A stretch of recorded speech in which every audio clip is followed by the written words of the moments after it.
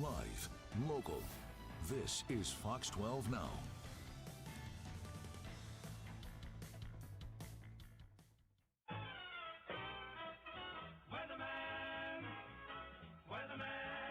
We can't allow any further delay. Well, hello and welcome to the Fox 12 Weather Podcast. You have reached episode 141. I'm Chief Meteorologist Mark Nelson here at KPTV. I'm joined by Camila Ortiz, my coworker and a meteorologist. How you doing? I am good. How are we doing, Mark? Well, it's always kind of odd when it's you and I because, and same with me or Payton and you and Payton, because we just work together. We have to pretend like we're just meeting each other for the day. Yeah. How many hours have we worked? But 4 hours together so far. In our defense, I mean, the first part of the shift is like really busy, so it's not like we have time to really catch up. We're just kind of slamming out graphics. And so this, and folks, this is the kind of the relaxing time of the day. Yes, it's kind of our dinner time. Camila's getting ready for the big 8 o'clock show on Fox 12 Plus.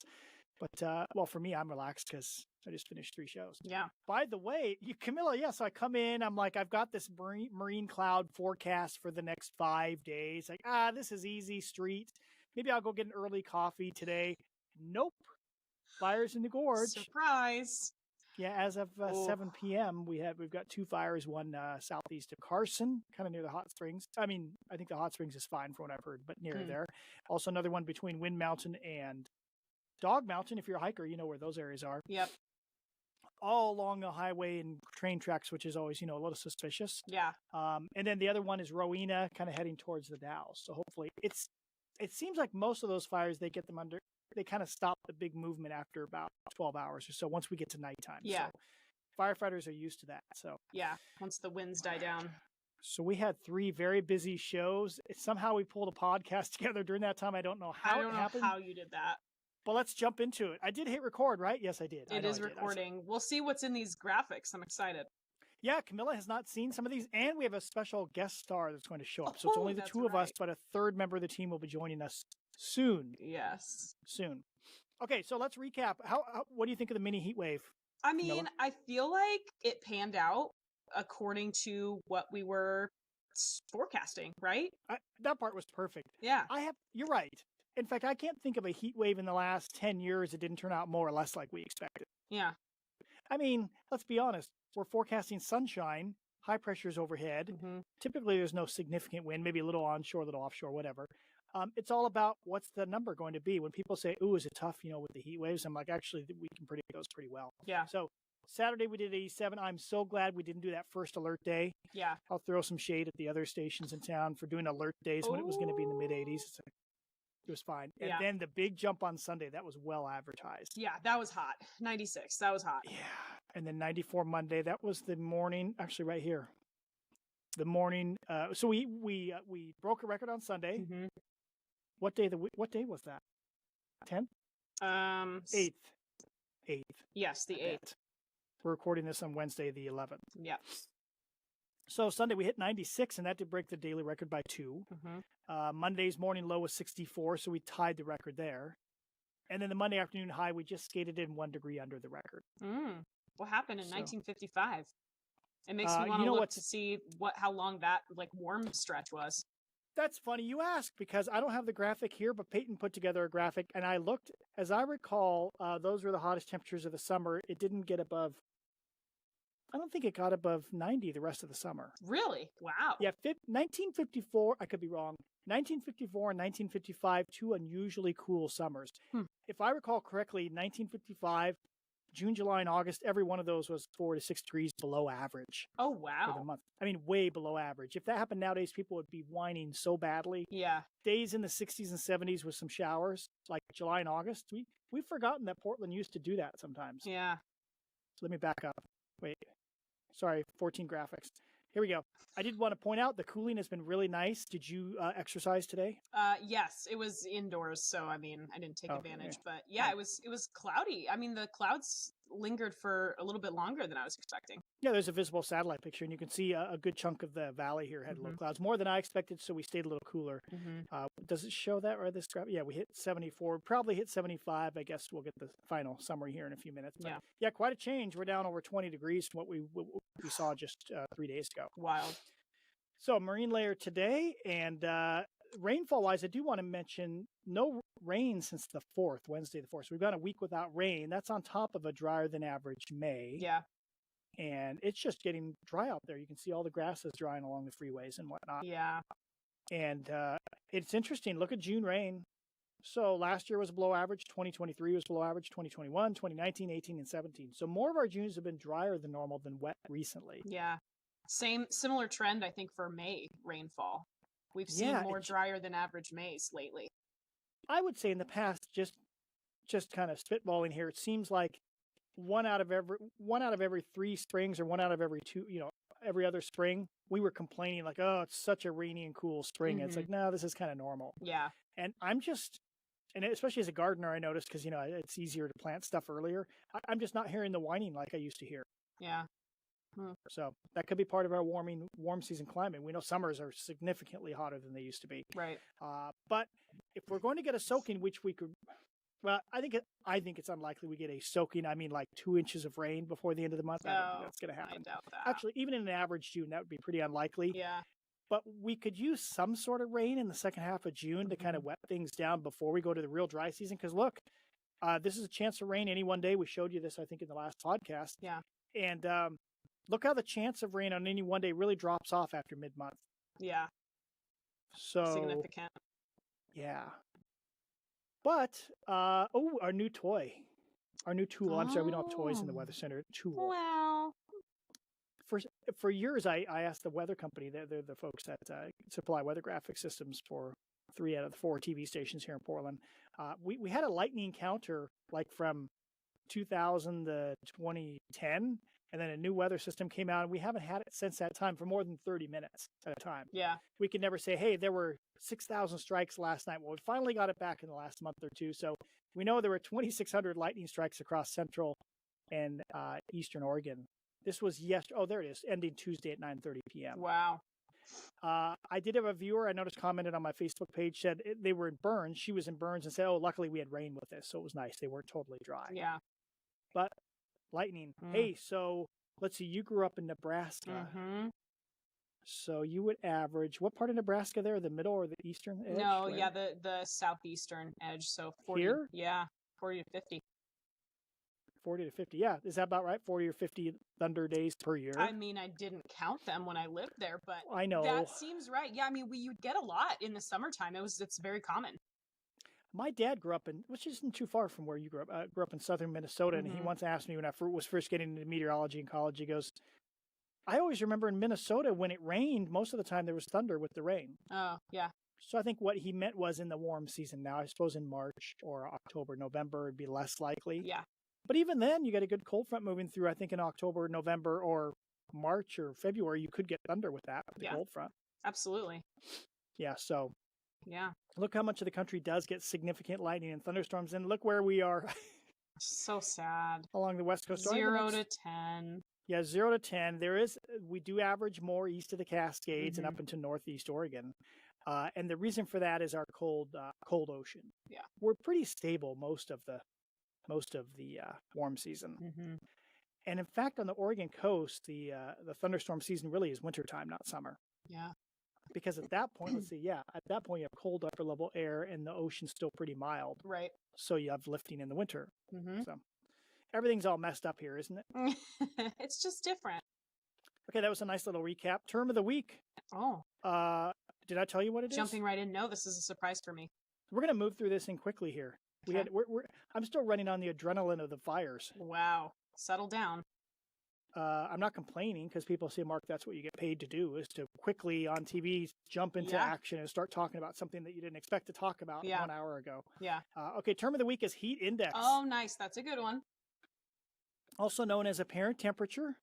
It's an approximation of how hot it feels for a given combination of the air temperature and relative humidity, also known as RH. This is from the Glossary of Meteorology. So generally, if you have higher relative humidity at the same temperature, it's going to feel warmer. It's more stressful because your body can't evaporate the sweat as well. Right. When you perspire. So heat index is a result of, here it says, extensive biometeorological studies over a period of decades by various researchers. One of the most notable ones is Stedman. And I think there's something called humidex in Canada. Humidex. Okay. Humid index. Mm-hmm. Clever.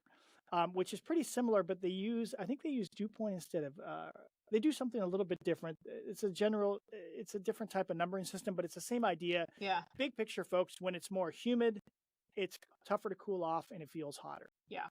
Which, speaking of, maybe you have this in here already. Do you mention the humidity? I mean, we didn't really have much with our little mini heat wave. No, I don't have a graphic for it. It was, I think very briefly, it got up to, or maybe the dew point was 60. Okay. Yeah. Yeah. And you know what? I should have included this graphic. I got a little behind, though, because of those fires. Yeah. This is just from the Weather Service, the heat index. So I will tell you, okay, so let's say we were what, 94, 96, right? Somewhere in there. Almost always in the summertime, our relative humidity when we're in the 90s or low 100s is going to be below 40%. So it's extremely rare that our heat, I should say it's rare. It probably happens once a summer, sometimes more.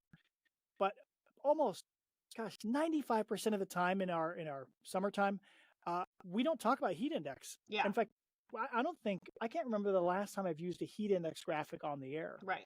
Because our air temperature it's the feels it's as hot. temperature. Almost never is our relative. Basically, dew points need to be well into the 60s for heat index to start ramping that temperature up, like 96 degrees, feeling like 101 or 108 or 116. Yeah. And in fact, it technically can go negative. So you'll see our heat index, if calculated, that's why we don't show it. 96 the other day was calculated as like a heat index of like 92, for example. Yeah. And I'm not going to bring that on the air and confuse people saying, well, it's not that hot. It actually only feels like 92. Right. Like, what? Yeah. What are you talking about? Yeah. This is way more relevant in those humid climates for sure. Right. Yeah. So, so heat index is heavily used east of the Rockies, where it's typically hot weather is accompanied by humid weather. Camila, you did mention, how was our little heat wave? Yeah, I think that was the highest I saw was a dew point up around 60. When it gets into the 60s around here, people are complaining for good reason. It's pretty humid. Yeah. I think it was a summer. It's one of these facts in my head, July of 2006. We had like a 2 or 3 day period where the dew points made it up to about 70 degrees. Whoa. It was crazy. I remember walking outside and just sweating, even though it was like 88 degrees. It was crazy. Nice. Playing with the Midwest boys there. Yeah, it was crazy. But at the end of our little heat wave on Monday, suddenly the northwest wind came in and our graph nailed it, our graph model, which also nailed the high temps for the heat wave. Yeah, it did really well. But it showed dew points dropping into the upper 30s and low 40s that evening, and I kind of missed it. I glossed over that. Holy cow, it happened. Hillsborough, like right around sunset, dropped to a dew point of 28 on that 94-degree day. Yeah. So suddenly it was very dry. It was pretty cool. Yeah. Were you home that day, or were you around? Wait. Did you notice? On Monday. Yeah. Yes. It was pretty dry. It was. So, go ahead. No. I was just agreeing. Is that all I had on heat index? So I'm trying to think of anything else on heat index. So yes, we do not use it.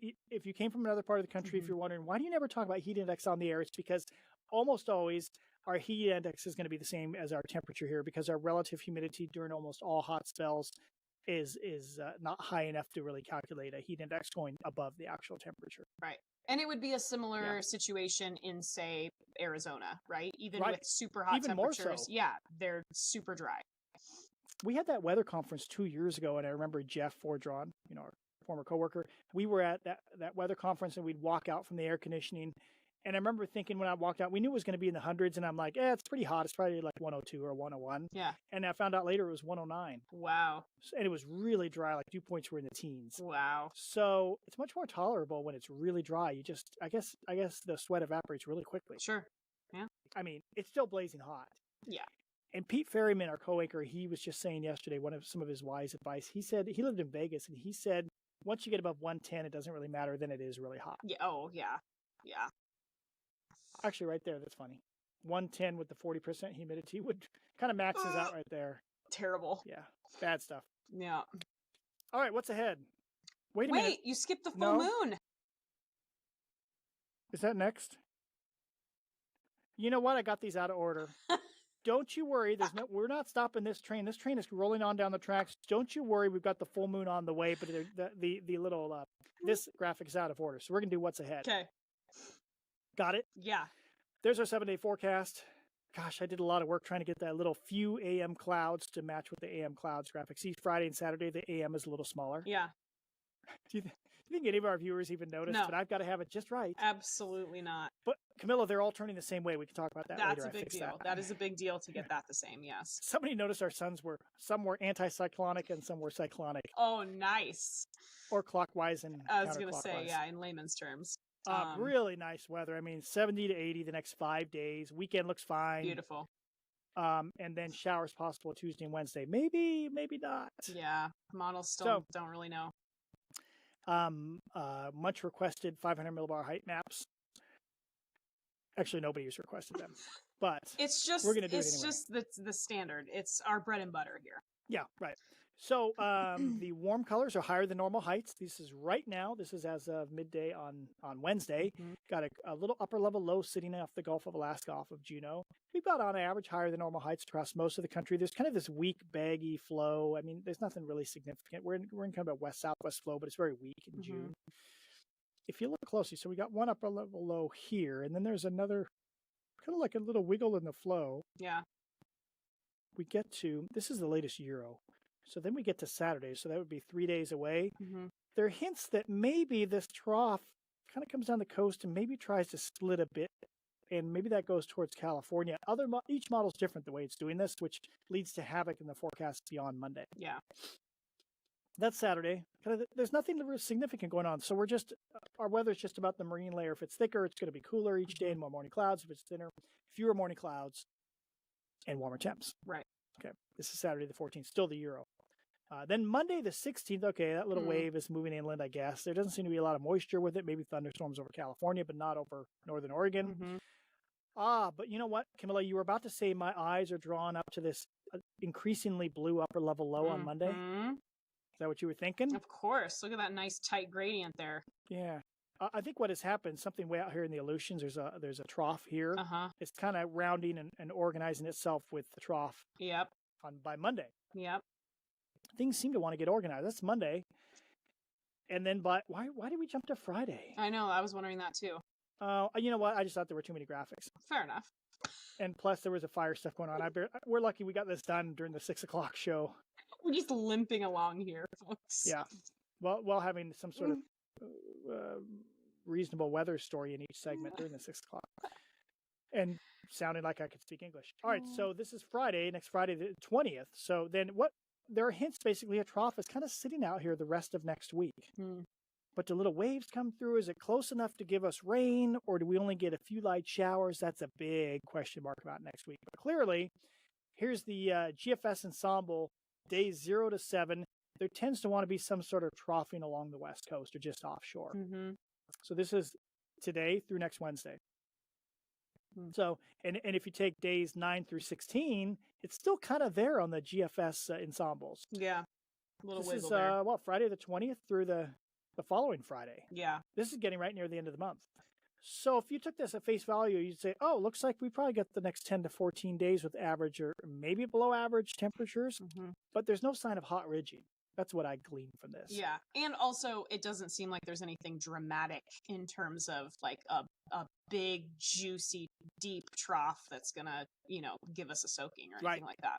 You know what we would need for that? If this upper level low were to come down to like Central Oregon and sit here and rotate things around, that's when we can get like, some convection, things can get wet. Right. But we'll see. This pattern for next Friday could be wet. Yeah, could be decent. We'll see.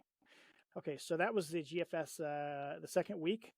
So, but if you take the rain the next 2 weeks, Euro over here on the left, this is the ensemble average less than a half inch in the valleys in 2 weeks. Yeah, that's not That doesn't great. say, oh my gosh, we're going to get a soaking maybe in the next 2 weeks. This doesn't say that. And the GFS, you can see the low resolution. Boy, you can sure see the GFS ensembles, the low resolution compared to the Euro. Yeah. But they're showing the same thing. It's just that the higher resolution can pick up the mountains better on the Euro. Yeah. But it still would argue this would actually be the valleys here, less than a half inch of rain too. Yeah. It's So not they're in great. pretty Maybe good we get like agreements. little spurts of 1/10 of an inch here or there, kind of a thing. But didn't we try this at the end of May or somewhere in it? We didn't actually get significant rain. Like, oh, we're heading into a little cooler than average pattern. Yeah, that's true. I thought that was going to happen. Or is that when we got the random like inch or 1 inch? whatever that was? I don't remember if that's when. You know what? So many podcasts, I just can't remember. They all blend. It does all blend together. Your Ensemble 24-hour precip. So this is the next 2 weeks left to write.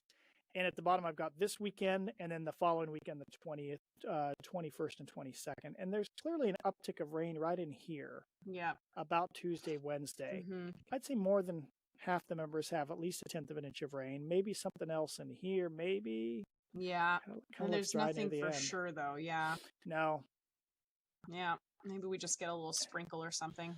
It's a little cooler, and this makes me think, okay, probably no heat waves. The only hint of something Sunday, one outlier had a plus 14 at 850 millibars, but I mean, all of them are down around. Average is the black line, plus 8, plus 9, and near or below average. Yeah.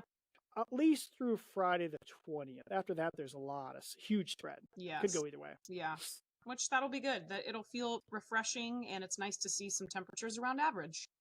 That was a little extreme for 2 days. Yeah, it was. It was too warm. It's ridiculous. Yeah. Wait a minute. Oh, back to the full moon, maybe? Yeah. And no, don't worry, folks. We're not going to do what's ahead twice. Now, here's the deal. So you notice full moon, there's something called a major lunar standstill. And I can't say it's standstill. And so we thought, who should we bring in to discuss this? I think Payton Major, get it? Nice. Yeah. Nice. Actually, the bigger deal is she made the nice graphic that we used, and I started to explain it on air, and I'm like, I still don't quite get this. So I go, Payton, if you can't make it for the podcast tomorrow night, could you record us a video and explain what this is? So I have not seen this video. Oh, great. Neither has Camila. Yeah. So let's go, and I'm going to hit play. Let's do it. There's a Hey slight chance guys, we just it's have to meteorologist insert this Payton in Major. I'm afterwards, but cutting we're gonna into see the how it goes. podcast because we got to Let talk me know if about you the can hear June it. full moon. It actually happened probably last night when you're watching this. I'm recording this on Tuesday, and it's happening tonight. So this is the strawberry moon, and this photo was taken Tuesday morning from Ron Brown. He's a notorious we can make comments for while these she's amazing going, right? moon photos. I can't hear anything. And this one obviously is, But I'm gonna- is meeting sounds like up you can. to the expectation you could see. So what is the strawberry moon? Basically, it's called that because it's usually when strawberries, are harvesting. It's strawberry season, sometime in June. But it's also a couple other things. It's a micro moon, which is usually just a moon that's further from Earth, so it appears smaller. I think it's about 15% smaller, maybe a little bit less bright as well. And then lowest angle in 19 years. What does that specifically mean? You may have heard this term floating around the internet in recent days, major lunar standstill. That's basically just a fancy way to say that this moon is going to be really low on the horizon. In fact, it's the lowest on the horizon in about 19 years. The last time was January 2006, and since it's so low, it actually may appear almost red because of those, kind of like how, sunset sometimes appears red and orange. Same with the moon, as it's near that horizon, the light kind of breaks and refracts, and that's why it may appear more red or orange hued. The cool thing about this is, since the moon is kind of on the cycle of about 18.6 years, the next time we're going to see this is 2043. Now this peaked at, just after midnight on Wednesday morning, so now it's of course past that point, but the good thing is, our eyes don't really know the difference when the moon is at its peak. So, tonight, maybe all the way even through Friday morning, you could see this full moon. It won't be, as pretty and probably low to the horizon as it was on Wednesday morning, but still, you should have another opportunity. You can try to snap a photo, send it to us. We'd love to see it, but that's kind of why this June full moon is a little bit more special than the others. Did you get it? I read the text because I couldn't hear any audio, but that's okay because I'm I sure could hear everyone it. else could hear it. Well, it made some sense. What she's basically saying is the Earth, the moon as its orbit. It's kind of I think it's at a slight angle. So sometimes, and there's a cycle there of over 40 years, Yeah. where it's going to be a little farther in the southern sky or farther in the northern sky as it tracks across the sky. Okay. So exactly when it was full this morning at 12:44, that was the lowest we'll see for the next 4 decades. I see. Because of course, each night it's low in the sky, then goes high in the sky, then low again. Right. Yeah. So there was a lot of information there. Thank you, Payton. That was good. The major lunar standstill. Yeah, I hadn't heard that before. Neither had I. That was great. That was pretty good Interesting stuff. Yeah. Sorry, for those of you that could hear it, we'll see if yeah. If you could hear, maybe there was a sneeze in the background. Sorry, that was me Well, interrupting. I feel like I also interrupted her, but maybe you can insert it so it's clean audio. You know what? That's what we have editing for. Yeah, Camila. exactly. We're going to fix it all up. Whatever Right. didn't work right, we're going to fix it up. Okay, viewer photos. Oh, yeah. I'm going to let you do the. Oh, yeah, we got this one today, didn't we? Mm-hmm. Yep, Ivy Yeah. Bates. Actually, we got several. Do I even say this? Oh, I see was them. gonna put two next to each other because we got multiple submissions, and then when I put two pictures of sun halos next to each other, I was like, maybe we shouldn't show that. Why? Mark, two big circles with a dot in the middle next to each other. Stop. Oh my gosh, my mind didn't even go there this time. Well, I was gonna show you because I started laughing when I was like putting it together, but you were running around. I was like, I was busy in fire this. coverage. Oh, that's not what I was thinking at all. What I see is a circle that, yes, there's two lines, but it's like that's going to send the chemtrail conspiracy folks into a tizzy. No, I'm thinking even more immature. Like, think mind in the gutter. Yeah, I know what you're thinking. Yeah. Anyway. Gosh, this is what I have to deal with, folks. I know. It's contrails. So sad. You see two contrails there in the sky. Yeah. Well, so the reason we got so many sun halo submissions, looks like an eyeball, kind of. Yeah, Mm-hmm. Because we had so many of those thin high clouds, and almost like Mark and I were discussing, kind of a haze. There's some sort of particles up there in the upper atmosphere. We couldn't figure it out because we were looking at the smoke forecast, and we weren't sure it was that. But anyway, makes for great atmospheric conditions for sun halos. So you can see that ring around the sun here, and you can almost see some color. Right? It's not like fully a rainbow, but you can see, bottom too. Mm-hmm. That's pretty neat. Yeah, it's a cool one. Thank you, Ivy, for this one. Uh-huh. Ooh, yeah, and then of course the breaking news today was too soon. The fires, burning in the gorge near. These were taken near the Dalles, so we just have two good kind of smoke photos. Someone was driving I-84, and you can just see how dense the smoke was. Is there really a good smoke photo? Well, no, but you know what I mean. A good, where you can truly see what the conditions are. So Edmund, thank you for these ones. Yeah, definitely caused a mess. You know more about this than me, Mark. But shut down chunks of the highway and probably tons of traffic too. Yeah, I remember last year we had the microwave tower fire just west of Mosier. It was kind of touch and go there for about 24 hours. Is it going to move down into Mosier? Yeah.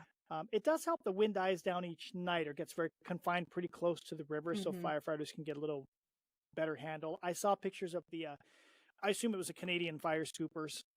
Do we have our own fire scooper planes? I thought they always come from Canada. Maybe I'm wrong. Not sure. But you could see a great video of kite surfers in the gorge today. Yeah. With the smoke behind. And then a scooper aircraft is coming in at the same time. So they had water really close by. That's one thing about gorge fires. You got a water source right there. That's true. Yeah. Yep. Oh. Isn't that cool? So this was taken. Wait, I don't want to say it wrong. You say it, Mark. I'm gonna. Kelvin Helmholtz? No, not the clouds. The bay. Brian Stewart? Clouds from Garibaldi Bay. Thank you. Were you going to say Garibaldi? No, I don't know how I would have pronounced it, but I saw it and I panicked. So I'm glad you took over there. Always a good choice. Yeah. Let somebody else take the fall. Exactly. Mark, you go ahead and jump off the diving board. The water's great. Exactly. You take this one. No.